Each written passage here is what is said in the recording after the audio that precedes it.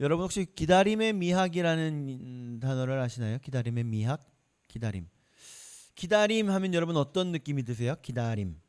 뭔가 되게 좋으면서도 뭔가 되게 싫은 신기한 단어예요. 그죠? 기다림.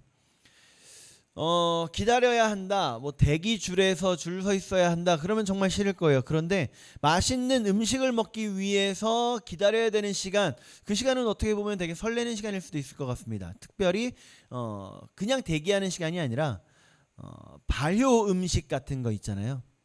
김장을 해놓고 그게 이제 익기까지를 기다리는 시간. 뭐 장을 담궈 놓고 그 장이 완성되기까지를 기다리는 시간. 뭐 그런 시간들. 우리나라 신기하게 빨리빨리 민족치고는 이렇게 오래 기다려야 맛있는 음식이 의외로 많이 있어요. 의외로 많아요. 또 정말 신기한 건 빨리빨리 민족답게 원래는 오래 기다려야 먹을 수 있는 그런 음식들이지만 순식간에 먹을 수 있도록 다 이미 개발을 다 해놨어요. 그러다 보니까 현대에 우리는요, 이 기다림의 미학, 기다림이라는 미덕을 잊어버리기가 정말 쉽습니다. 어쨌든 결국 내 시간표대로 내가 원하는 때에 내가 바라는 게 이루어지기를 괜찮죠? 이루어지기를 바라는 그 현대의 한국인들의 당연한 모습 우리가 보게 되죠. 달라스 월라드라고 하는 영성 신학자가 있어요. 이분이 말씀하시기를 조급함은 우리 시대의 영적 생활의 가장 큰 원수다. 이렇게 이야기를 하더라고요. 저 같은 경우에도 그래요. 제가 폰으로 뭔가를 보고 있는데 다음 내용을 보려고 넘겼을 때 바로 뜨지 않으면 엄청 답답합니다. 또 뭔가 작업을 하고 있는데 창이 다 뜨기 전에 내가 눌러야 할 메뉴가 떠서 그걸 누르려 할 때 아직 뜨지 않은 창이 갑자기 뜨면서 나로 하여금 엉뚱한 버튼을 누르게 만드는 그런 때 화나죠. 화나요. 원수 맞아요. 엘베 타면 여러분 닫힌 버튼 언제 눌러요?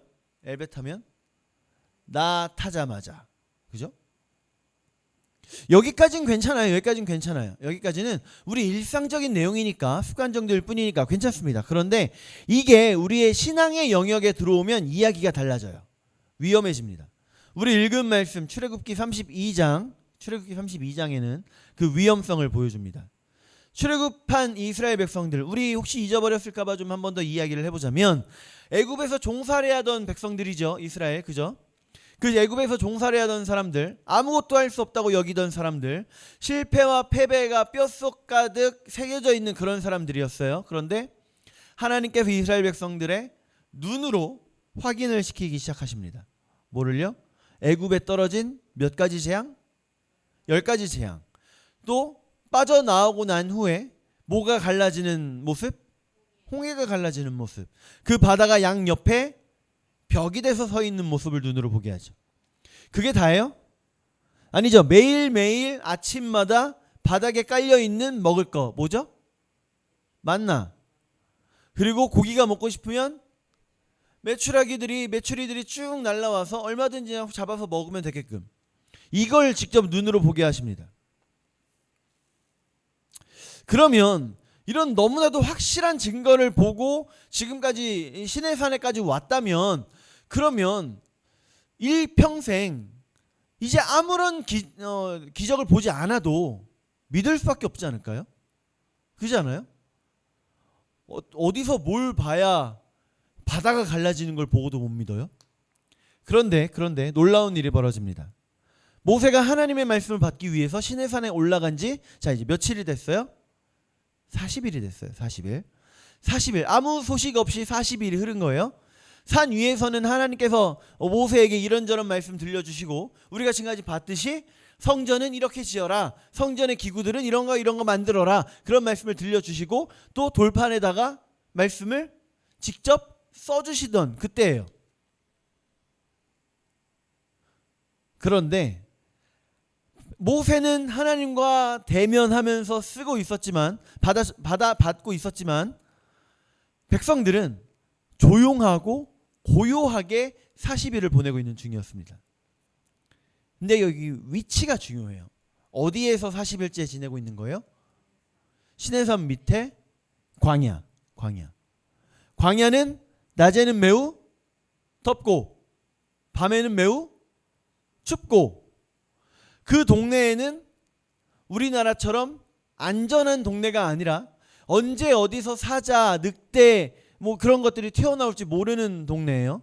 언제 어디서 전갈이 스르륵 나타나서 그 독침 꽂고 도망갈지 알 수 없는 동네예요. 언제 뱀이 와서 물고 갈지 알 수 없는 동네입니다. 그러면 그 땅에 지금 백성들이 덩그러니 놓여 있고 모세는 죽었는지 살았는지 알 수 없는 그런 상태라면 무슨 마음 들까요? 어린아이가 부모를 잃어버리고 외딴 곳에 놓여져 있을 때 그 아이에게 무슨 마음이 들까요? 불안하고 두렵고 빨리 부모가 나를 찾아러 와줬으면 하는 그런 조급함. 이 사람들도 마찬가지였어요. 혹시 모세 죽은 거 아닌가? 혹시 우리가 그동안 너무 불평불만을 많이 해서 하나님께서 우리 버리신 거 아닌가? 불안감이죠. 불안감.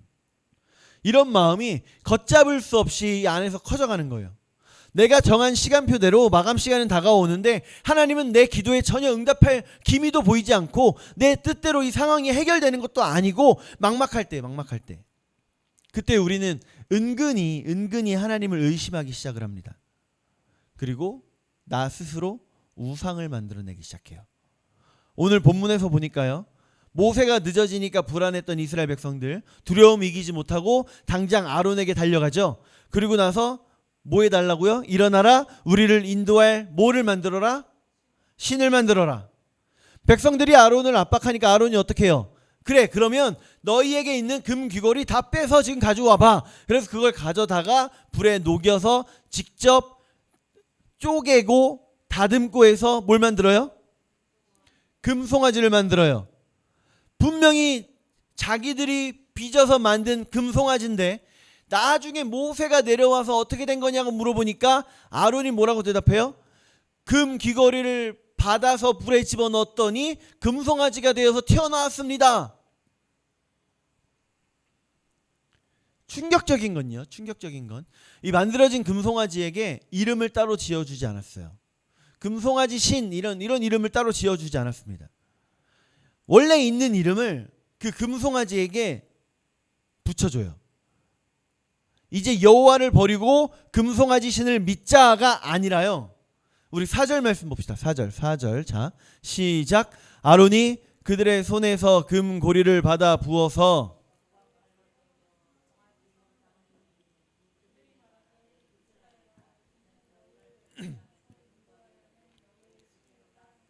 아멘. 누구라고요?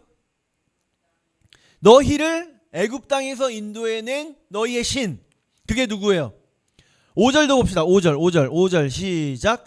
아론이 보고 그 앞에 제단을 쌓고 이에 아론이 공포하여 이르되 내일은 여호와의 절일이니라 하니.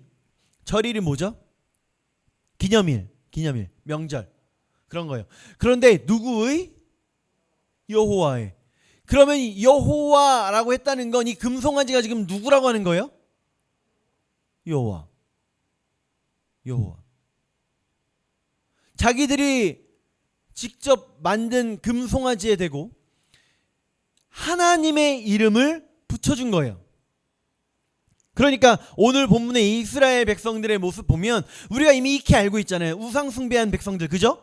근데 우상 숭배를 신기하게 해요.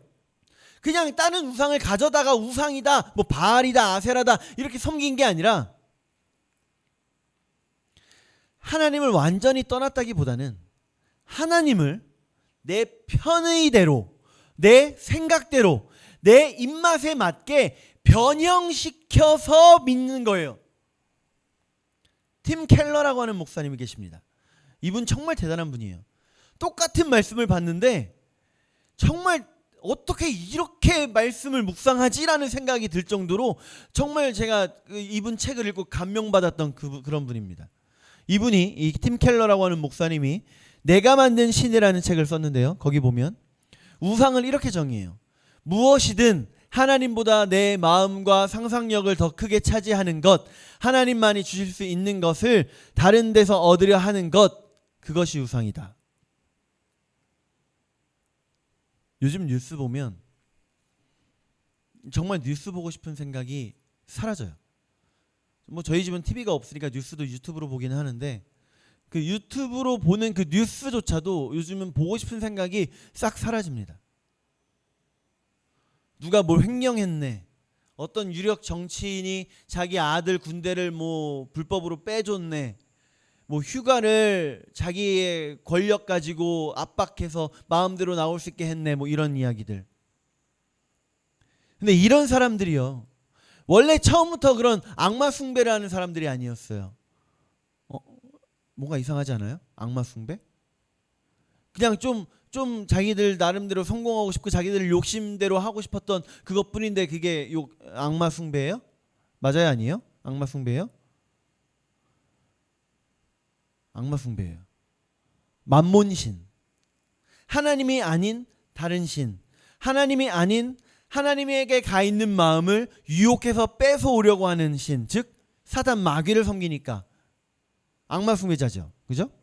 이 사람들도 미래가 불안하니까 자기가 통제할 수 없는 미래가 너무 불안하니까 그 불안함을 통제할 수 있도록 돈이라든가 성공이라든가 그런 금송아지를 따로 만들었을 뿐이에요. 그리고 그렇게 나 자신도 별반 다르지 않은 모습이죠. 이스라엘의 모습이 딱 그랬습니다. 눈에 보이지 않는 하나님 눈에 안 보이잖아요. 눈에 보이지 않는 하나님, 내 마음대로 하나님 조종할 수 없잖아요. 내 마음대로 조종할 수 없는 하나님, 너무 불안했어요. 이런 하나님 너무 불안해요. 내가 도저히 예측할 수가 없는 하나님. 그래서 어떻게 했어요? 금송아지, 내 눈에 보이고 내 손으로 통제가 가능한, 그죠? 여러분, 우리 안에 있는 하나님은 어떤 하나님인가요? 나를 지으신 하나님이에요? 아니면 내가 만든 하나님이에요? 내 안에 하나님의 뜻을 이루어 가시는 하나님이에요? 아니면 내 뜻을 이루어주기 위한 하나님이에요? 여러분, 우리가 하나님보다 더 꽉 쥐고 있는 게 있다면 그게 금송아지예요. 그게 금송아지. 돈이든 명예든 성공이든 인맥이든 심지어 부모든 자식이든 내가 하나님보다 더 꽉 쥐고 있다면 그게 내 금송아지입니다. 우리 말씀 하나 더 봅시다. 로마서 1장 23절. 자, 시작. 썩어지지 아니하는 하나님의 영광을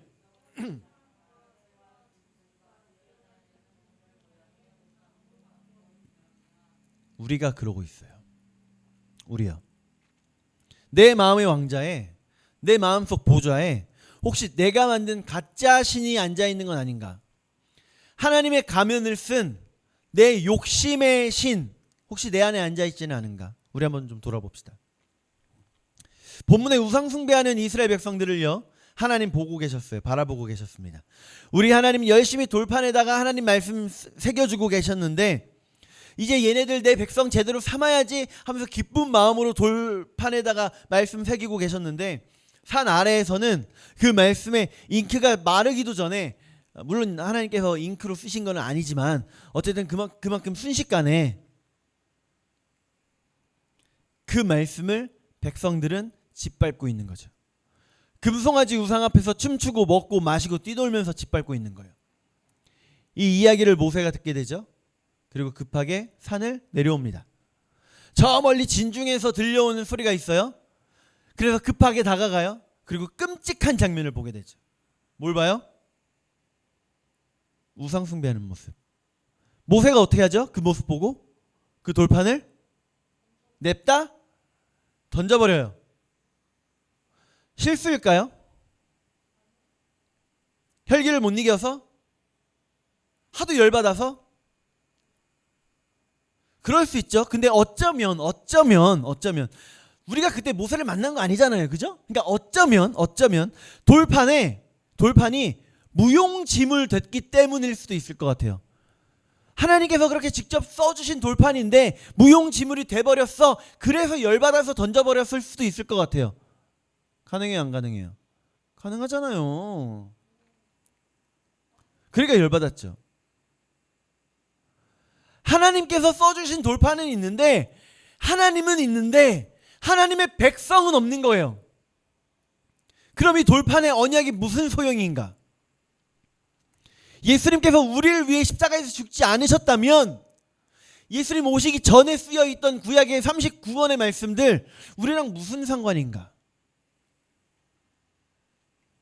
이후에 모세는요, 금송아지를 불에 사르고요, 부시고 가루로 만들어서 백성들에게 먹입니다. 물에 뿌려서 먹여요.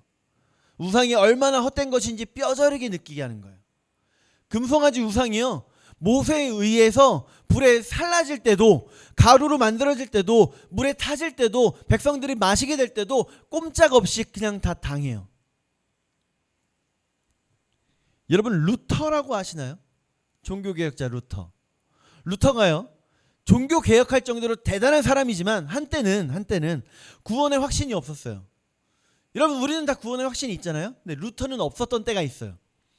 그래서 구원의 확신을 좀 얻고 싶어서 그 수도원에 차가운 돌바닥, 그 딱딱한 돌바닥에서 밤새서 철야 기도하고 금식 기도하고 그랬습니다. 밤새 몇 날 며칠을 그렇게 치열하게 기도하면서 보내다가 결론을 얻었어요. 결국 마지막에 내린 결론 뭐였냐면, 인간의 어떤 선행과 노력, 결단으로도 결코 하나님의 거룩한 율법의 요구를 채울 수 없다라는 거였어요.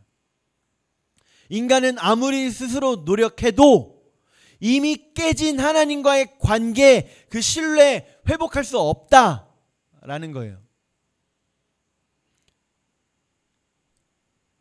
마치 모세가 던져서 깨뜨려버린 돌판처럼. 우리 말씀 한 절 더 봅시다. 로마서 3장 20절 말씀. 자, 시작. 그러므로 율법의 행위로 그의 앞에 의롭다 하심을 얻을 육체가 없나니 율법으로는 죄를 깨달음이니라. 아멘. 우리는요, 우리 스스로의 힘으로는 절대 의롭게 될 수 없습니다. 철저한 죄인임을 우리가 인정해야 돼요. 근데 어리석게도 우리가요, 내가 깨뜨린 그 돌판을 열심히 주워 담아요. 붙여보겠다고, 다시 원래대로 만들어 보겠다고. 근데 하나님은요, 너가 던져서 깨뜨린 거니까 너가 다시 만들어 와 라고 하신 적이 없어요. 단 한 번도 없습니다. 하나님 원하시는 거 뭐예요? 우리 하나님 원하시는 건 그저 우리가 스스로 인정하기를 원하시는 거예요. 우리의 행실로, 우리의 의지로는요, 절대 하나님께 닿을 수 없다라는 걸 인정하기를 원하시는 겁니다.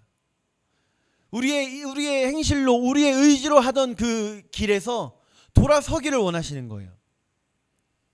자, 오늘 본문으로 다시 돌아가서 완전히 다 끝난 것 같은 상황이에요. 하나님과의 언약은 백성들한테 공포하기도 전에 이미 물거품 돼버렸고요. 이제 공의로우신 하나님께서 그 백성들을 심판하실 일만 남았습니다. 모세가 이제 등장을 하죠. 마음을 추스르고요, 다음 날 다시 시내산에 올라가요. 우리가 알기로는 이때 모세가 시내산을 몇 번 올라가요? 처음 돌판 가지러 한번 올라갔고, 깨뜨린 거 이제 다시 받아야 되니까 돌판 들고 올라가고, 그죠? 이렇게 두 번 우리가 생각하잖아요. 근데 사실 그 사이에 다수로 여러 번을 올라갔다 내려왔다 합니다.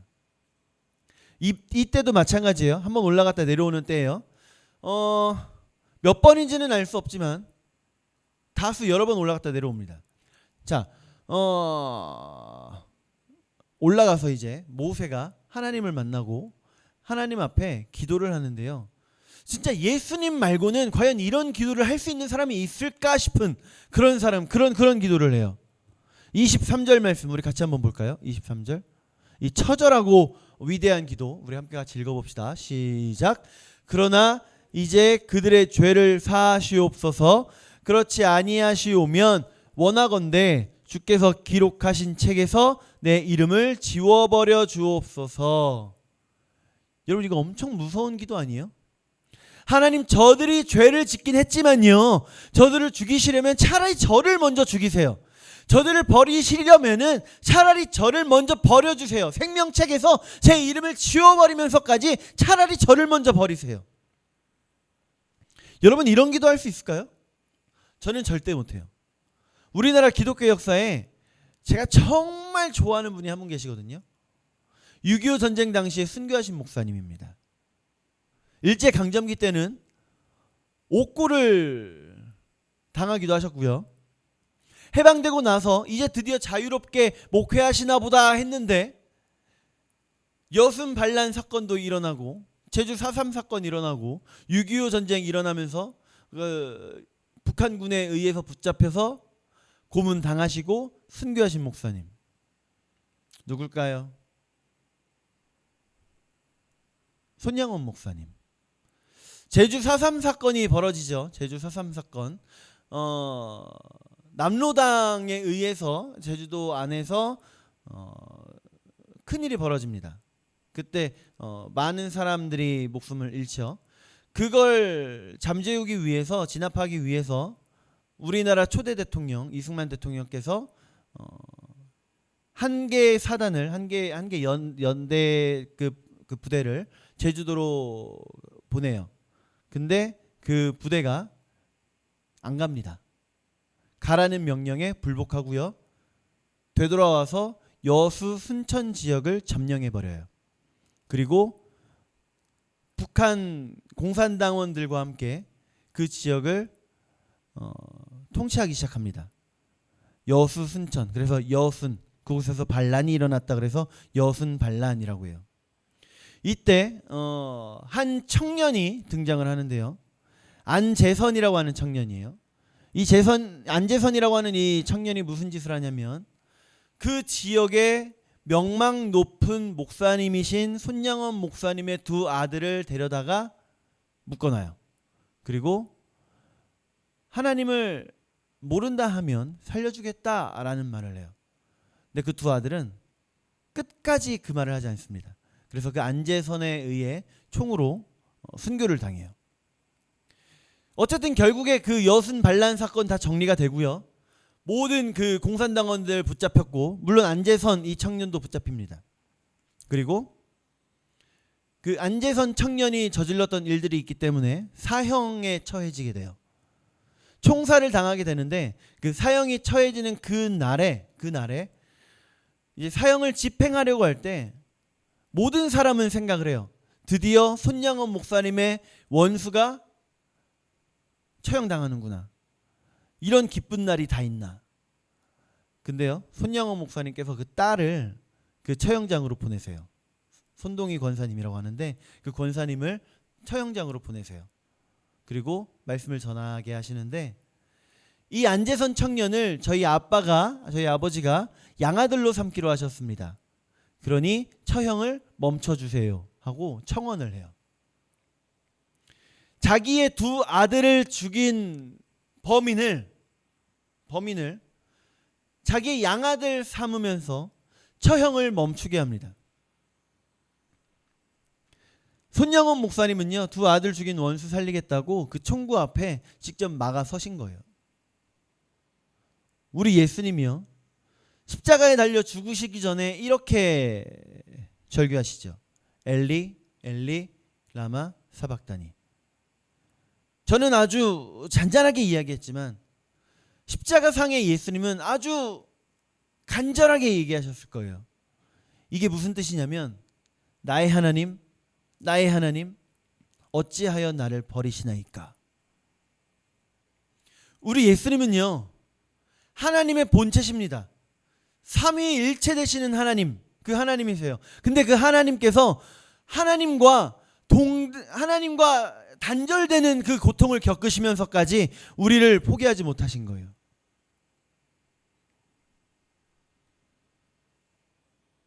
하나님과 단절되는 고통을 겪으시면서까지 십자가에서 이루신 것 뭐냐면 매일매일 나의 금송아지를 만들어가고 있는 나, 금송아지 쓰다듬고 끌어안고 헤헤거리면서 웃고 있는 나, 그런 우리가 맞아야 할 총알을요, 우리 예수님께서 대신 맞으시는 거예요. 우리 디모데전서 말씀 한번 봅시다. 디모데전서 2장 5절 말씀. 자, 우리 졸린 만큼 큰 소리로 읽어봅시다. 자, 시작. 하나님은 한 분이시요 또 하나님과 사람 사이의 중보자도 한 분이시니 곧 사람이신 그리스도 예수라. 아멘. 죄 없으신 하나님께서 가장 극악한 원수이자 죄인인 나를 살리시려고 스스로 마치 벳세메스로 가는 그 암소들처럼 이쪽 저쪽으로 치우치지 않고 곧장 십자가로 가셨습니다. 그 사형대에 오르신 거예요. 우리 모세의 멋진 기도 읽어봤어요. 그런데 아무리 멋진 기도도요, 우리 예수님께 비길 수 없습니다. 오늘 우리가 나의 참된 중보자이신, 나 때문에 침뱉음 당하시고 채찍질 당하시고 십자가 지고 올라가셔서 못에 박히기까지 하시면서도 우리를 포기하지 않으셨던 우리 그 예수님의 사랑 다시 한번 생각하고 다시 한번 묵상하면서 그 구원의 감격 내 안을 회복하는 은혜의 시간 되시기를 축복합니다. 우리요, 틈만 나면 조급해하면서 내가 스스로 내 입맛대로 금송아지 만들어내는 우리요, 하나님과의 관계는 마치 모세가 던져서 산산조각 나버린 그 돌판처럼 완전히 조각 나버린 그런 우리요, 그 관계 회복하고자 우리를 위해 목숨까지 내놓으신 우리 주님을 더 깊이 묵상해서 감격 회복하고 감사로 살아가는 저 여러분들 되시기를 축복합니다. 기도하겠습니다.